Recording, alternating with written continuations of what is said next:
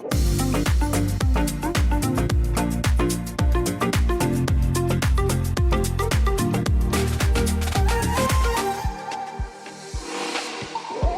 Shortcuts, this is The Grit Behind the Glam, a podcast for the hair and beauty industry.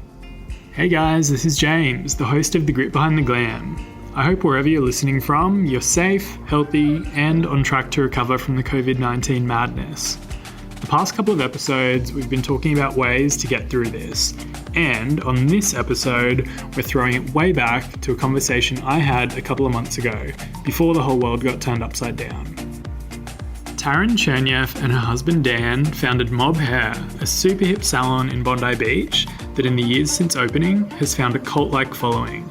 I spoke to Tarryn and Dan to see how they made it happen and hear how they used influencer marketing and the power of Instagram to hit the ground running.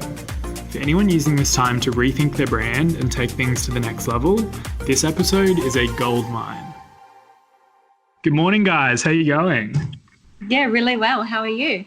Yeah, really good, thanks. Happy Monday to both of you. Thank you, and you too. Thank you so much.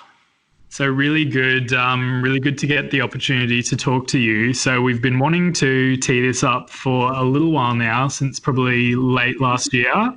Yeah. And things just got super hectic, obviously, in the busy season and then over Christmas. So yeah, I'm really glad we've got a chance to sit down and chat. Yeah, thanks so much for having us on, James. We really appreciate the opportunity. We're looking forward to giving you a bit of an overview on Mob Hair and who Tarryn is and what we're up to. So, guys, I think a good starting point for anyone that's not familiar with Mob is to hear a little bit about the backstory. How did you come up with the idea, and how did you get to the launching stage? The whole I suppose how this story started was.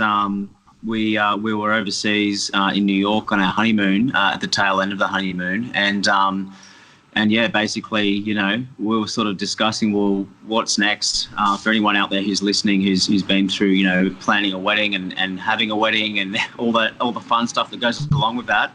We basically, I suppose it's a bit of a pressure release once you've done it and had it all, tied the knot, so to speak, and gone on a honeymoon. And yeah, I suppose we've been through all that, and we were sort of just walking through New York, and Tarryn was just like, I just love it here. The inspiration's amazing, and I'm pretty sure I even said that I wanted to move there. Yeah, well, that do that every city every I go to. Yeah. Every holiday, which is that's common for people when they're on holidays. But obviously we couldn't move to New York, so we were coming back to Bondi a week or two later, and. Yeah, Tarryn, what do you want to sort of go through what your thoughts were then? I think, yeah, it was kind of bittersweet that we were coming home, but I just kind of felt that where I was currently sitting, my career-wise, that I felt that I had more to offer than what I was kind of where I was at the time, and I just think I was just ready, and I was inspired by the buildings and the culture in New York at the time. So we came back, and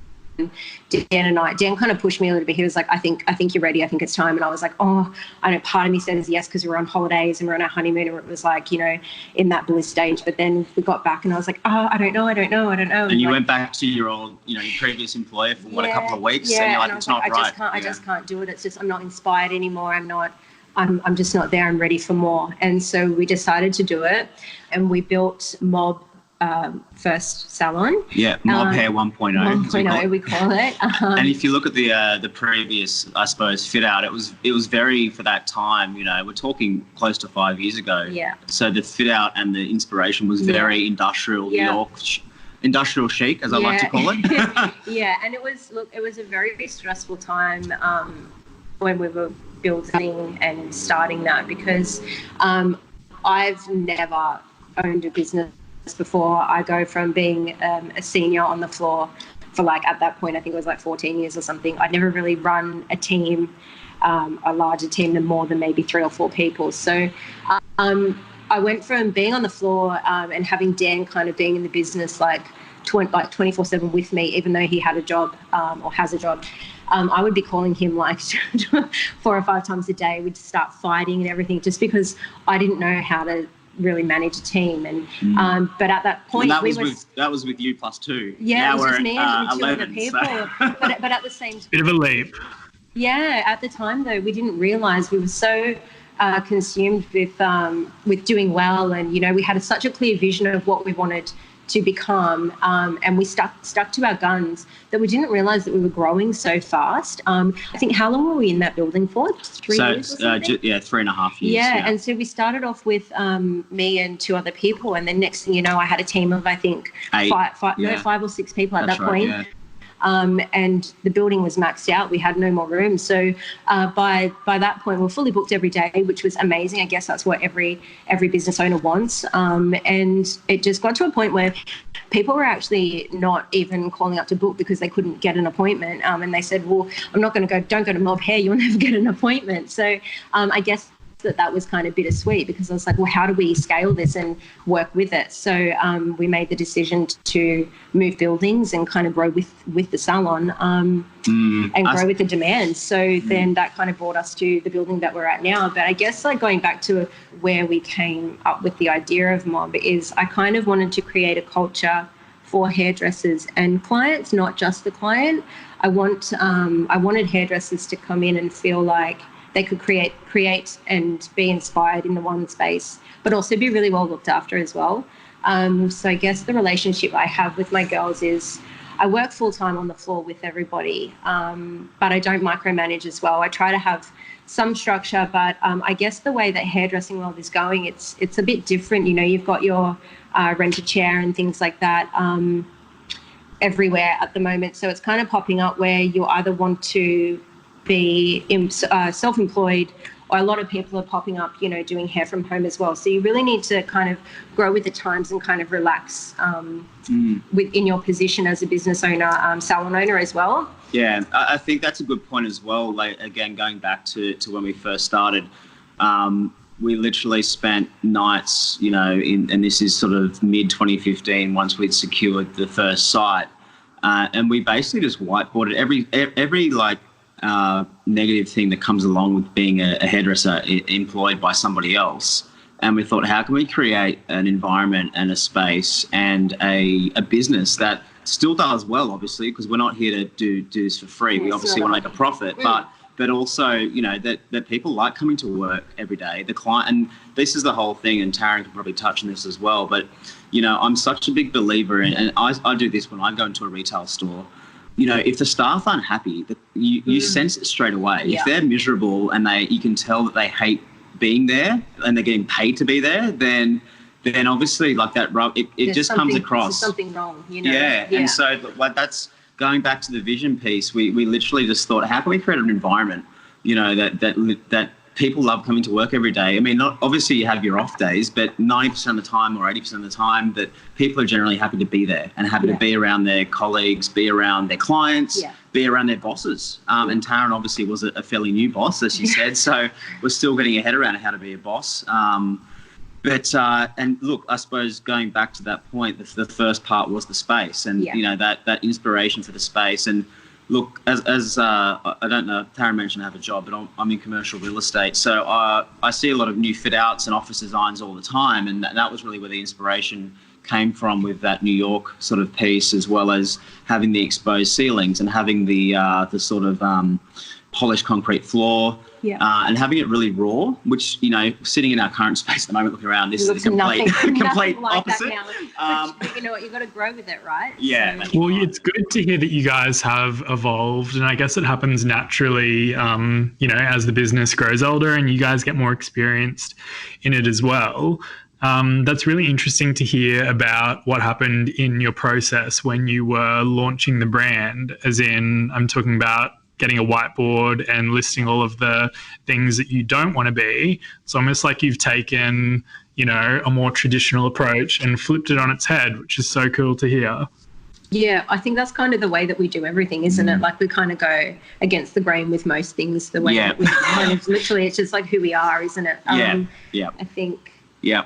Yeah, 100%. That's the way we do things. And I think that gets sort of infiltrated to the staff, as in, like, we don't have to conform. We like being different, and people. I mean, especially in the first 1 to 2 years, people, and that's, I think, why probably part of the success of the brand, as you say, James, is people at first feel like, oh, as if you do that. Like that's such a common thing, right? Yeah. Or, you know, people, even with technology as well, they're like, oh, that's a silly idea, you know. Like we're big fans now of home delivery food, as in where the food's delivered each week and you cook it yourself. When I first heard that concept, I was like, that is the most ridiculous thing I've ever heard. And now I'm one of the biggest advocates of that particular brand. Yeah. And so it's just like, you know, when people do things that are new and against the grain, and you know, and it's something that you truly believe in, like you can't go wrong, right? Exactly. And there's a cause behind it as well. Like we weren't doing this just to make money or whatever. We were literally,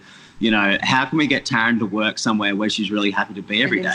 And inspired. And whoever comes to the journey, then that's great. Exactly. And surround yourself with people, like-minded people. And I just honestly, truly believe that you can't go wrong. So talking a little bit about the brand, Tarryn, you said something before that I found really interesting, and I guess this probably flows through to the name, but you said when talking about a client, when you join the mob, it's like joining the family. Yes. And is that a reflection on some of the roles you had before? Was a big goal for you making it more of a family feel in your own business? Yes, absolutely. I think from day one, that's exactly what I wanted. It was how I came up with the name and how I envisioned the salon to be. I come from the Central Coast, so I really wanted to bring a bit of that coastiness to Sydney and Bondi. I think, you know, where I did my apprenticeship, it was exactly like that. And I think that it's the one thing that I think Sydney lacks is that connection with people. I think that you'll find it. You'll find like one hairdresser in a salon that has that massive clientele because she can connect with people. But I really wanted that in the whole salon. I wanted to surround myself with like-minded people like that connect with their clients. And I wanted people to feel that the moment that they walked into the salon. It could be the most beautiful, luxurious salon, but if you don't have that, if you have that cold, robotic. It's not gonna flow through. But I feel like even in our cooler industrial salon, you still felt that vibe, and people would talk about it when you walked in. So it made me realize that we nailed that. It didn't matter what the building actually looked like. It probably didn't even matter what type of hair we were putting out. And I think that that's a kind of a message to anybody. If you can connect with people, you're always going to have clientele. And I think that that goes for any kind of job. Like in Dan's job, you know, if you can connect with people and it be genuine, and people believe it. It's true. I truly believe, like, when I'm sitting there talking with my clients, I truly have love for them. And when I talk to them, you ask the girls, like in here, it's just crazy. Like it's such a vibe, and it feels so warm. I don't know, just it was the most important thing for me when we sat down and we whiteboarded everything. I'm pretty sure I like wrote it in capital letters underneath. It's like it has to, it's a vibe thing, and it's always been and always will be ingrained in me. And I try and portray that with all the girls. And they, as soon as you walk in as an employee, I know straight away if you've got that. And if you don't have that, I can teach you the skills, I can teach you everything else, but I can't teach you that. And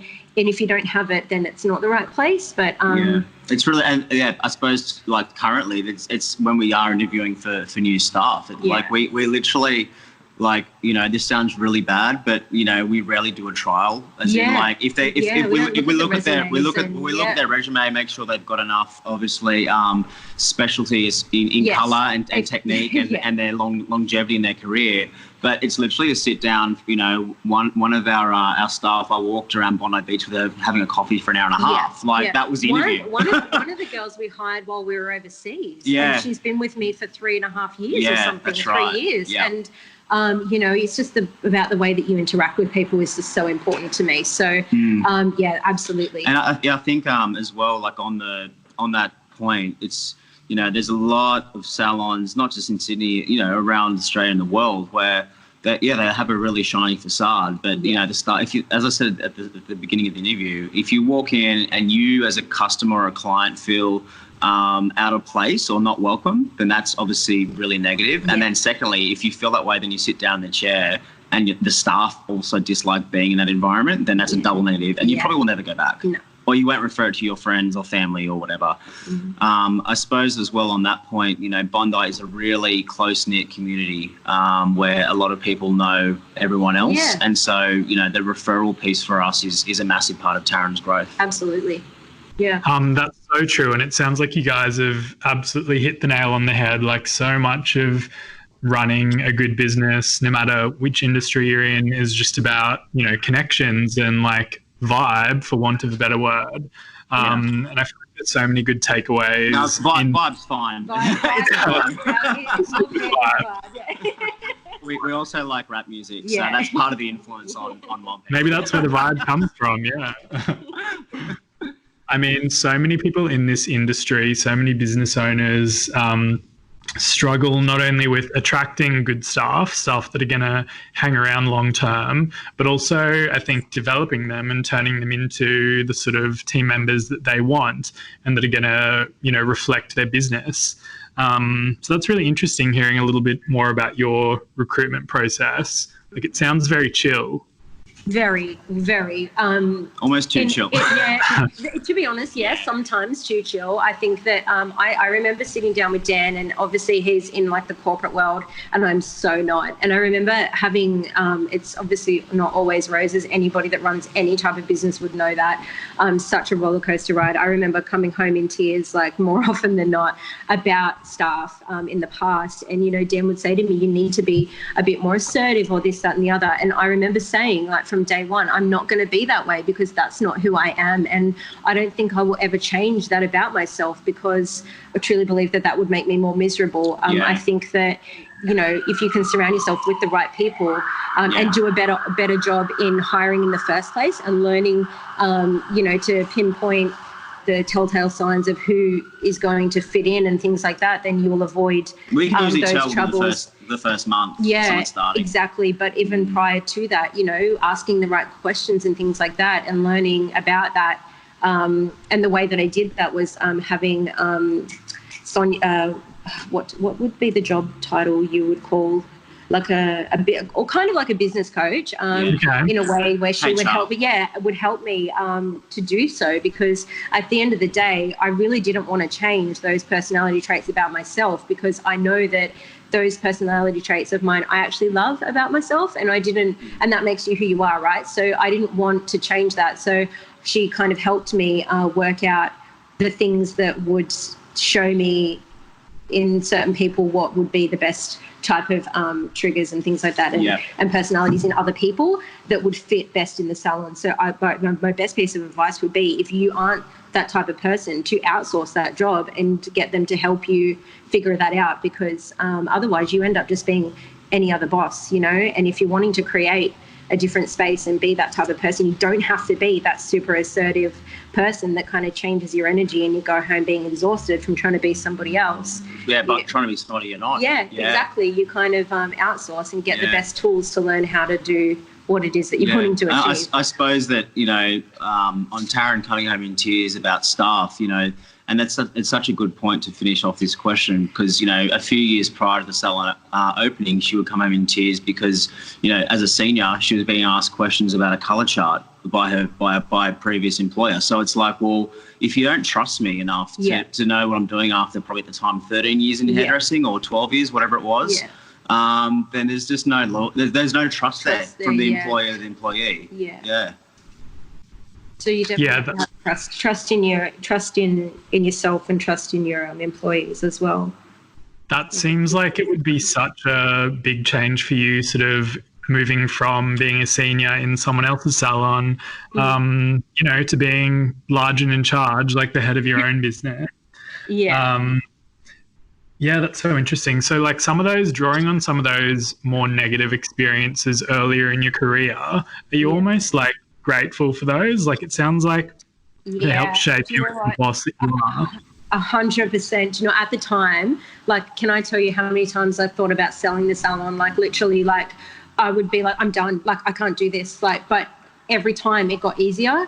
I remember with the first time somebody quit, I was like, it was the worst thing in the world. It was like both our families just all died or something. It was the worst what do you thing mean in the world. you want to quit? Like, you don't want to stay with us? Yeah. Oh my God, like so offended and took it so personally. Yeah, and then every time it happened or something happened to the first building. We had to move someone on or whatever. Yeah, we had to let somebody go. It was like the worst thing. And then I slowly started finding my voice. I started, or when the building, I remember the first building we were in, it was we had water leaking through the roof, and it was like I was like, well, this is it, all our tools are ruined and this and that. And I was like, oh, we may as well just get rid of the damn thing. And every time, I couldn't tell you how many times I had said that, but every single time it got easier. And now it doesn't even really faze me. I'm like, okay, that's cool. And the kind of place that I'm at now is it's like, well, you know what, like if somebody wants to move on, then that's cool, because I did the same thing, and everybody's just living their own life, and life, it just goes on, right? Like, it's fine. I'm fine. Everyone's in good health. It's all good, But way back, and I've been like that for the last couple of years now. But the first year, oh my Lord, I reckon I got more of my grey hairs in that first year than I did ever. Like, it's actually crazy. Yeah. You need a good colorist. You know any? Yeah, find a salon. Yeah.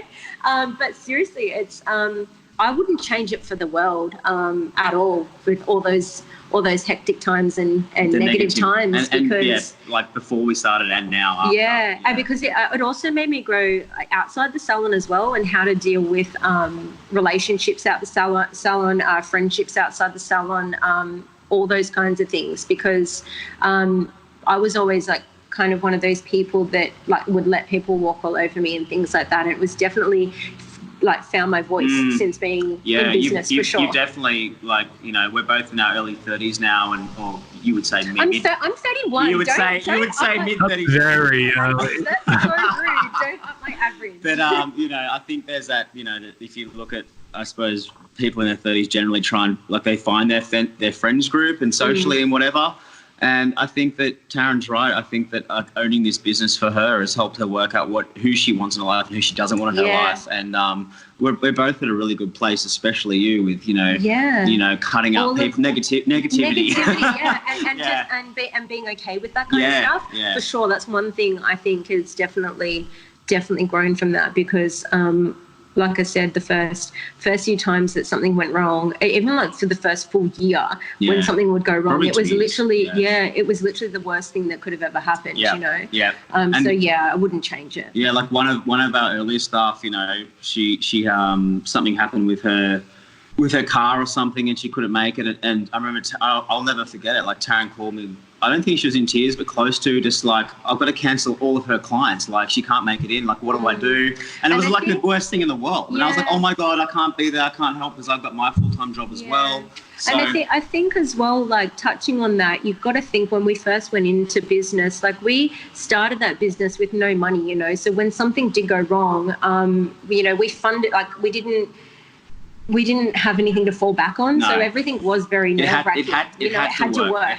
We didn't have anything to fall back on. So everything did seem so large. Everything was so scary. So I think that I think it exacerbated every situation. But still, wouldn't change that for the world. Wouldn't change my grey hairs for the world. Well, something else I want to talk about is your social media strategy. Anyone that's, seen Mob Hair on Instagram, it's wow. Like, you guys, one of the ways that you make a big impact. And when I first spoke to you, Tarryn, you were talking about how much of a role Instagram played in your launch strategy, even before opening the doors. Yes. Look, I think, James, it was just, it was just really good timing, I suppose, because 2015 was when Instagram, like early 2015 was when Instagram like really started to take off in Australia in a big way. I'm pretty sure, look, correct me if I'm wrong, but Facebook purchased the business not too long after that. Maybe it was 2016, I can't remember it. Anyway, but look, I think that we definitely really rode that wave, and that was all part of it, But I like, as far as branding and promotion and it's sort of a thing I've always been interested in, and something I've used in my career as well in the corporate space. But personal brand, well, I've always done personal branding, and then to be able to actually build a brand and build, I suppose, an ethos of a business was really cool to me, because, as Tarryn said, like, I do sit in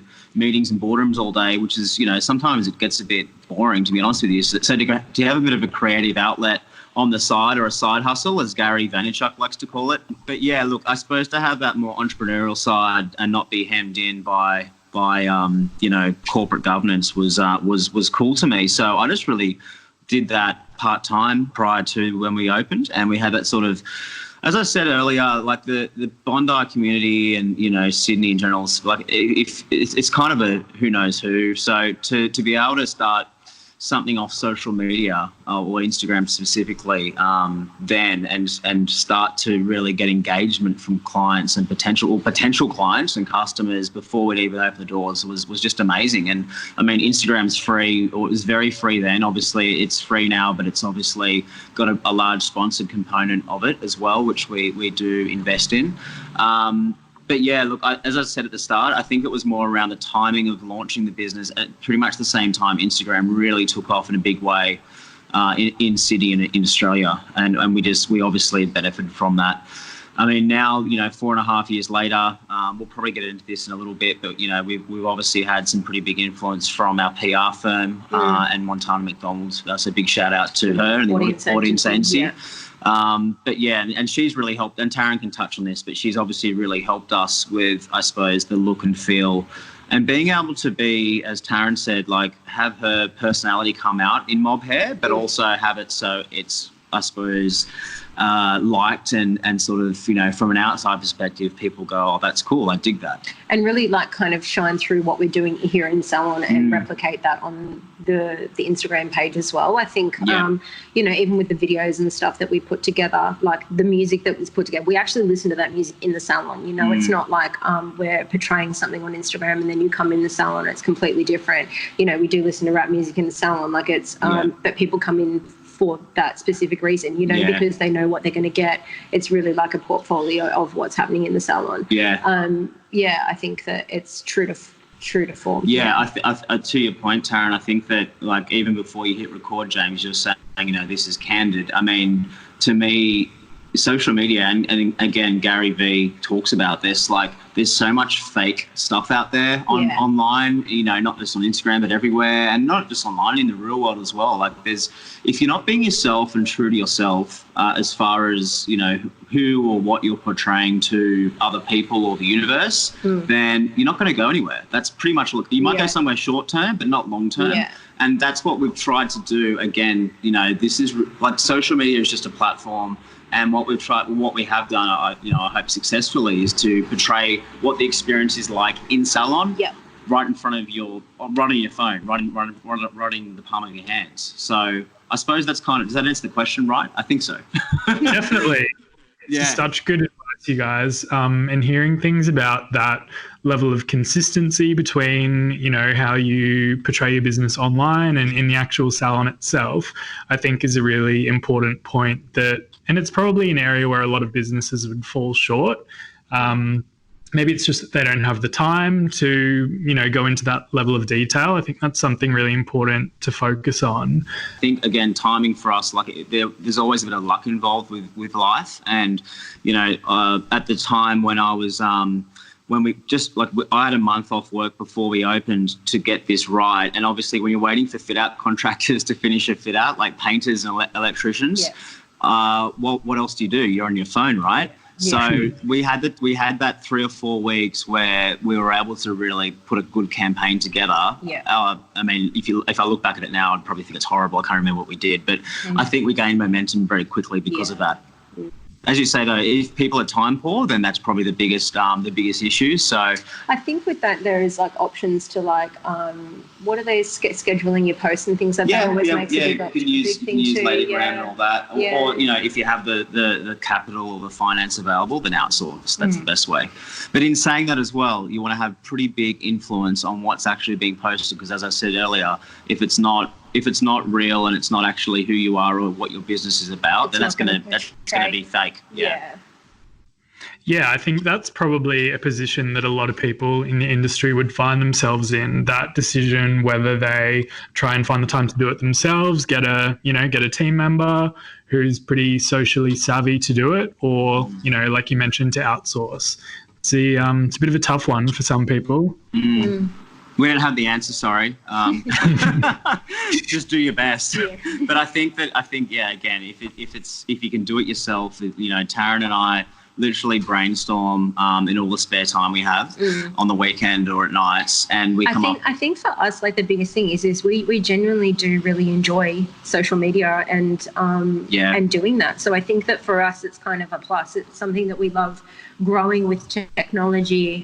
We try and bring that into the salon with, we've got the pick mirror and stuff like that. Like, we really enjoy technology, and I think thankfully we're in that age group where we enjoy that. I was about to say, it's like we're just, again, there's a bit of luck involved. Like the demographic that Tarryn and I sit in, like, we're not true millennials, but we're like Gen Y, so we're on that cusp where we understand technology, like we've grown up with it. So, however, we enjoy it. Yeah, we enjoy it, but also, if the younger generation or the Gen Zs, the 18 to 25-year-olds now, like, if you're not on Instagram, then, good luck, especially in a place like Bondi where it's so influential. It's something that just made me think, and it's really interesting to me, like, talking about your sort of target audience, like your ultimate dream customer. Is that a little bit of yourselves in there? Is that who you have targeted the business at?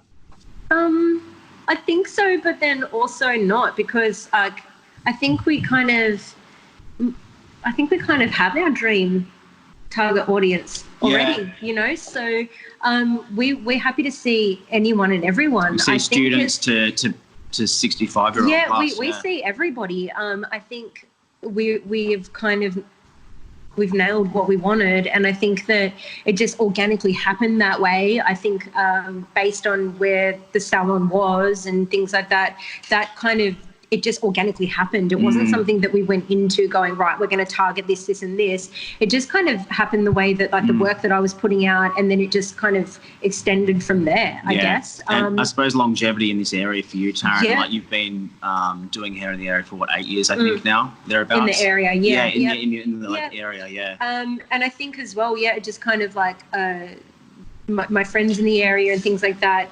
I don't know, I guess it just happened that way. So I guess I could say that we kind of have the best of both worlds. We have, I think it comes down to what we were saying about the vibe as well. Like, everyone feels welcome here. It might not always be portrayed on our Instagram, because the girls that send the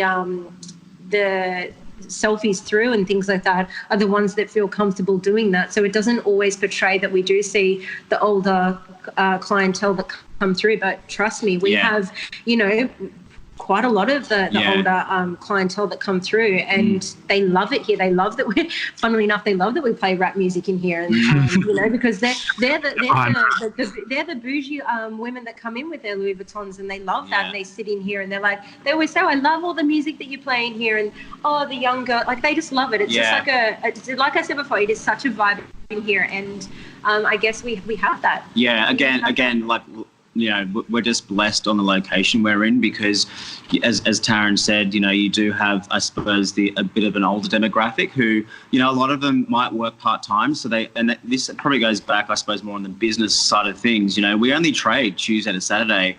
Our staff are finished by 3:30 sharp on a Saturday afternoon. Again, which goes back to, I suppose, our whiteboard of what Tarryn hated, working like 8 a.m. till 7 p.m. on a Saturday, and us having something social on Saturday night, and her going, actually, I can't be bothered, I'm too tired. So, we are sort of blessed that the location we're in allows us to, to have a full book pretty much like the hours we are open, which is, Tuesday to Saturday. And so on a Tuesday morning at 10 a.m. when we open, it's full. But on a Thursday night when we close at 9 p.m., it's been full. So, again, it's got that really good demographic of, to sort of the older clientele who love the vibe and love being around probably more millennial customers. And then that changeover, usually more on Saturday day or after hours when we are open late Wednesday nights and Thursday nights. And that allows, obviously, usually the younger, full-time younger crew to come in, and then they're more about the influencers and the social media posts. Let's talk a little bit about that, because looking at your Instagram for the first time, that's something that really stood out to me. It seems like you guys do have a really strong influencer marketing strategy. And I know that's something that a lot of salons struggle with, either just trying to, generate engagement from their existing clients, or, perhaps coming at influencer marketing from another angle, using another strategy. Is that something that you guys have, has it been a conscious focus for you, or has it just been sort of a happy coincidence? Yeah, look, good question, James. I'll answer the first part maybe, and then Tarryn can jump in after. But I suppose, again, one of Tarryn's long-term clients is Montana McDonald, who owns the audience agency. And, when we obviously approached her when we were close to opening, or maybe just thereafter, about handling our influencer strategy, look, that was a really big investment, especially back then when as Tarryn said before, we, every dollar was important. We obviously, tried to keep the fit out costs low, and, obviously just try and just be quite conservative. But like anything, you may as well just double a budget, because like our wedding, or like doing a renovation or building, it costs blow out. And we made the call to sign up with Audience Agency, which is an outsourced PR firm. And, that was a substantial monthly cost that I suppose we always try and, although we're both sort of younger, and we do we're in that fast pace of life, we do try and take a long-term view on things as best we can. And so reinvesting in that marketing for the influencer strategy from an early on is now I believe is a strong reason why, we're very, it is what it is. And on social media. And, Tarryn probably touched on now the relationship she's got with her influencers, some of whom she's been seeing for 4 years. Yeah, absolutely. Yeah. So as Dan said, when we signed on with Montana, it was kind of like a no-brainer, I guess, once the ball got rolling, because she was pulling in big name influencers such as Tani from Next Top Model, and the likes of that, Tash Oakley, things like that. So once we'd signed on with her, she kind of set the ball for that, set the standard for that. And we stayed with her for how long? I think we initially did 2 years, and then we just finished another 1 year. And so it's been an ongoing relationship, and we will continually work with her for as long as Mob Hair stands, I think. So, but when the way that it worked with her is that we never once paid for influencers to come in. We never exchanged money to have anybody in the salon. But the way that it works now is that I've just built relationships with those girls that will want to come in because they won't go anywhere else. They won't go anywhere else. They like the way that they feel when they're in here. They like that they feel comfortable. It's not a sterile environment. They like obviously they like the way I do their hair, but they also really like the relationship that I have with them. They'll text me when they want to come in, and they don't use and abuse the relationship. And I genuinely have love for those girls as well. So I think that's kind of how that kind of got set up. Was with the audience agency, and I think that organic, but absolutely it was organic, and it was as Dan said, it was crucial at the start of the business when we kind of sat down with Mon and we discussed how we wanted the business, how we wanted social media. It's part of the brand, and it is part of our brand for sure. And we I guess that, like I said, that's essentially what we signed on with Mon for. And when she said, well, we didn't really know that that's where we were going with her, but she said, look, this is what I think that you guys should do and what you need at the time. And she's got connections with everybody. And her black book is very thick. she's like the Kris Jenner of the eastern suburbs, I swear. And wow. I suppose going back as well, in the early days, it was, again, we had this outgoing investment, monthly cost, to pay for that, for that investment into the brand and the business. And the other part of it is influencers, they're socially very busy. Yes. And I remember, you sometimes you get a few hours notice, Tarryn, where it'd be like, hey, we've got so-and-so in town. They're in Bondi for 2 or 3 hours. Yeah. Can they come in for a blow dry? And Tarryn would have to shuffle things around and do her absolute best to fit people in. Sometimes you do have to say no. It just won't happen. Yeah. But I think the key was to building those relationships with those girls is that don't get me wrong, some of them we no longer have a relationship, because some of the influencers do get a bad rap. Like sometimes they, you see articles online like saying, that they're asking for free stuff. It was nothing like that with these girls. But some of them were, like the salon hoppers, and, they'll go to anywhere, and that's fine, because that's the nature of their profile and what they're trying to build. But the girls that I have here, like, as Dan said, they won't go anywhere else because they love mob hair, and there's no contract binding them to us at all. We don't even have a contract at all. No, so it's literally just a relationship that we've built, and it's fantastic. I think that that says a lot about mob hair.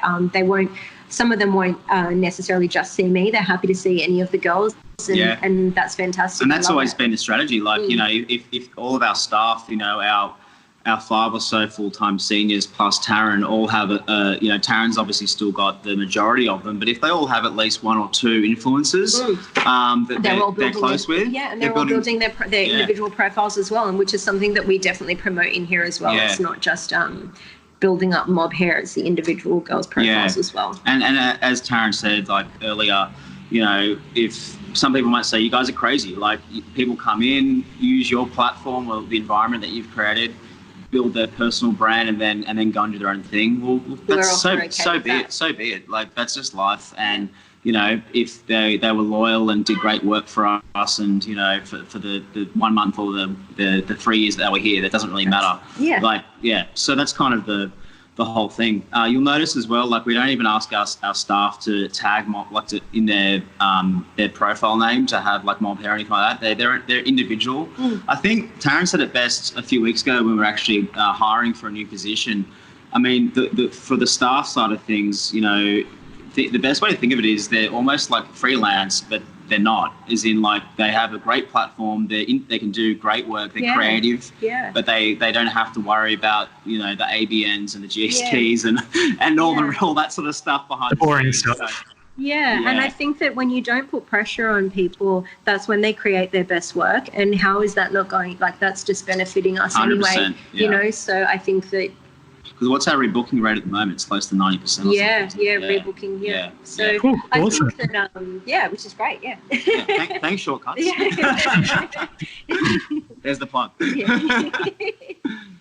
That's so cool. Like, especially like everything about influencer marketing. Like, I think it gets definitely a bad rap from a lot of people, and even in this industry where I feel like salons, anything to do with hair and beauty, lends itself so well to influencer marketing, but still people struggle to see the value in it.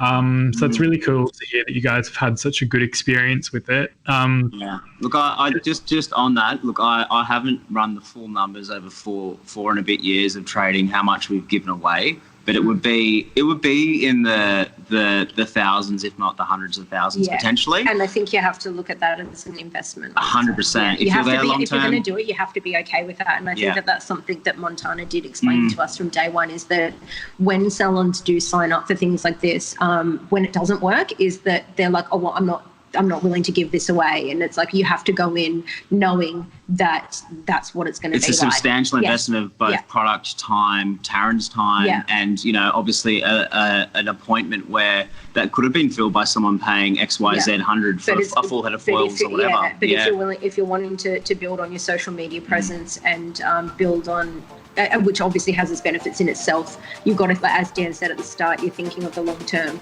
not essentially the immediate. If you'd like to find out more about mob hair, head to the episode notes for all the details. Thanks for listening to The Grit Behind the Glam, brought to you by Shortcuts.